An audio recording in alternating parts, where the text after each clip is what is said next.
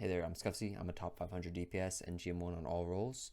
This is going to be my settings guide for Season 8, what I use every day. Let's go ahead and hop right into it. Alrighty, y'all. To start off, one quick little tip for you guys. If you ever see 3 little dots after your FPS or you feel your game's just not running great, one thing you can always do is go down here to reduce buffering. It should always be on, but to start off, we're going to turn it off if it's not on, and then we're going to turn it back on. And then keep it normal. Everything else, you always want to have your frame rate highest as possible on your native resolution. So if you have 1440p, you want to go with that. If you have a 4K monitor, honestly, why are you playing Overwatch in 4K? But if you want to do that, to each their own, hey. Target display, either do best match or pick whatever specific monitor you use. I always like to keep mine on full screen, although borderless window is not that bad. Full screen is just always going to give us the best FPS possible. And then we're going to hop over here, keep our aspect ratio at 16:9, whatever your native resolution is. Dynamic render scale, like to keep that off. Render scale, I keep both of these at automatic. You can also go to custom. If you have a problem with like your frames dropping too high or anything, what you can do is like limit your FPS. What I used to do on my old game was I'd limit it to 90 because sometimes it would go up to 110, but then it'd have these huge drops down to 80. And that would just really mess me up. So you can limit that if you want, but my best suggestion is just to keep it at automatic.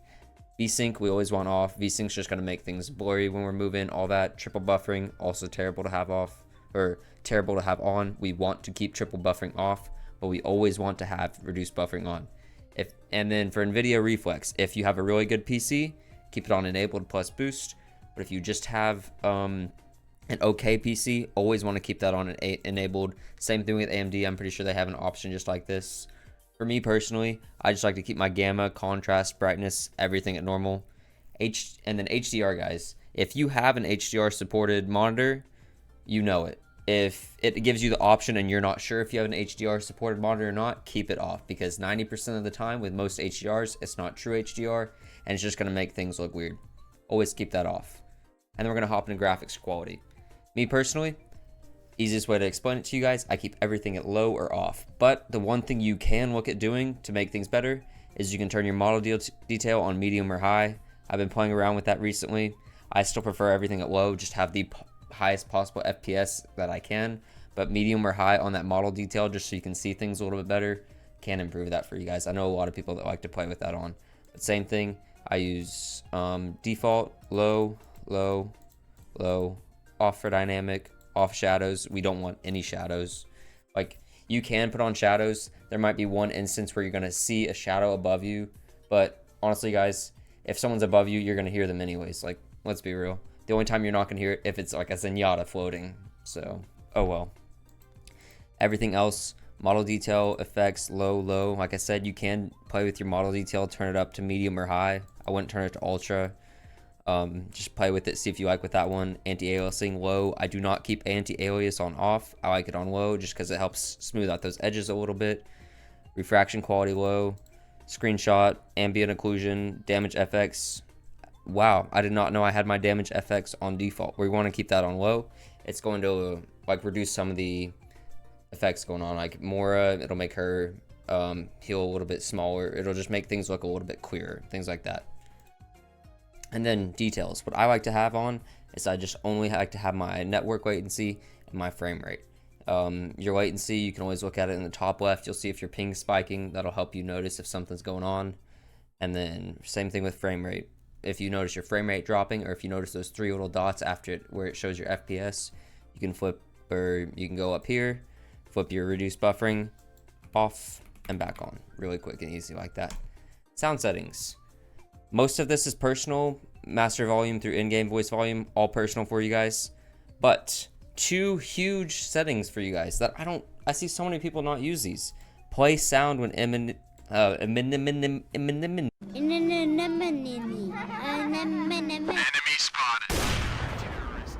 play sound when your enemy is eliminated. That's going to be so huge. This was not a thing in Overwatch 1.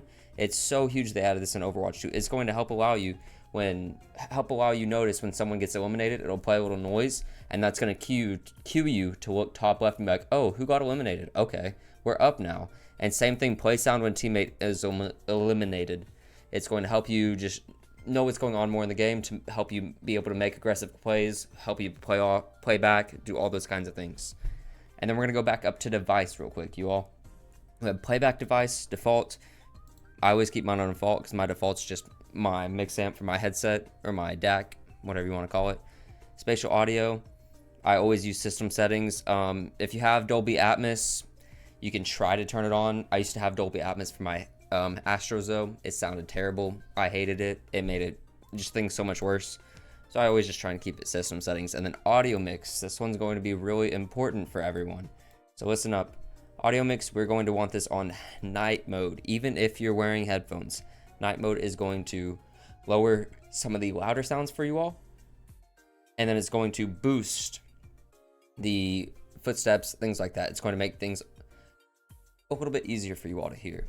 A few more quick little settings for you all is we're going to go over here to accessibility, and then we're going to go to general on the left side.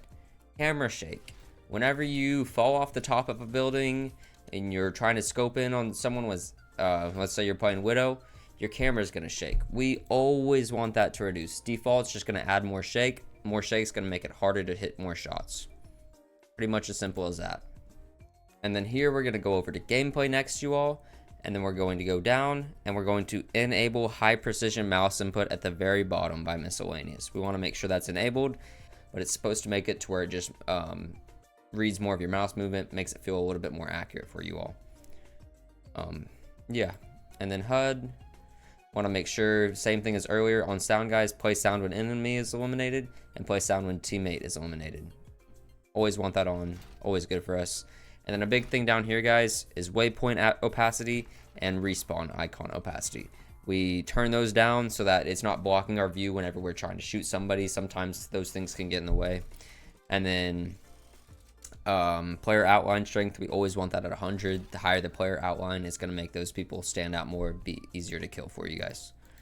And then this is a little thing for me, guys. I like to have my crouch on 2 buttons. I keep it on my control and my C, because the big thing, even bigger, let me rephrase, is if I'm having to use my shift to like May cryo freeze or something. If I'm trying to crouch spam and I'm like, I don't know if I'm going to die here, and I have my May freeze to where I hop in that ice block and I don't want to die, we're going to have our pinky on our shift, so we're going to be ready for it. And then we can move our thumb up to C, crouch spam, try and juke a Hanzo, Widow shot, Sojourn shot, whatever, while we're right clicking. And then we're going to be able to hit that shift if you guys do use left control. Personal thing for me, just a little helpful for y'all. And then I like to keep my melee on my front mouse button. Just personal preference. You can have it on V, whatever's preference for you. Most of these are all going to be preference right here. And then another quick little tip, guys, toggle UI. You see how it says Alt Z here? If you ever accidentally see this happen, where things just go blank, it's because you hit Alt and Z. So just remember that, Alt and Z, and it pops it right back up. Alrighty, y'all, let me show you the difference really quick between 100% grapple and something like lower, like 30%. So right now we're on 100% grapple, and on 100%, the grapple's basically going to tell you, you don't know where you're grappling, we know where you're grappling, so we're gonna go. So let's imagine we want to grapple right up here. Oh, well, it grappled us right here. It's like, oh, okay, but I wanted to hit up here so I could hit a jump shot, but it grappled us here. Let's bump it down to 30, and we'll go to the same thing real quick. 30 now, and it's gonna grapple us exactly where we want. Okay, that's basically the Widow grapple sensitivity. Really quick for you guys. Another quick little tip on Sojourn, or yeah, we'll go to Sojourn next. Let me change heroes. So on Sojourn, most people will, when you start off on Sojourn, your left click is your primary fire. It's gonna be your submachine gun. But what I like to do, guys, is I like to switch my right click into my left click. So my right click is now going to be building up the charge, and then whenever we're ready to like peek somebody, we can slide over here. It's going to make it easier for us to just hit that 80-80 strafe, just because we're going to be more used to hitting, like, whenever you shoot with any other hero in the game, whether it be Hanzo, it's left click. Let's say it's Ashe, it's left click, you know? Soldier, it's left click. So it just gets us used to being the way we're already normalized to doing things. Another quick little tip for you guys on Tracer, we're going to want to move our ultimate from Q to left shift, as you see down here. And why do we want to do that? Well, we want full range of movement whenever we're going to use our ultimate. And if we're on Q, it's going to make it really awkward if we're walking forward. We're going to have to use our left ring finger to move our Q up, or if we're walking left, we're going to have to use our middle finger. And just to make it more consistent, we're just going to move it to Q, so no matter, or move it to left shift rather, so no matter which way we're moving, whether it's forward, left, right, we're just going to be able to throw that out. And we can also blink left if we want to throw it on somebody. It's just going to make that so much more consistent for us. And now, since our pulse bomb, our ultimate, is out on our left shift, we're going to want to move our blinks to our right click, because we're still going to be able to have full range of movement wherever we're looking. We're always going to be able to right click, and it's not going to throw us off at all. Now let's go ahead and hop into Sombra. Have you guys ever done something where you throw your translocator and it messes up your camera? Well, let me show you that real quick. Let me turn it off on Sombra. Let's go down here, disable translocator camera lock.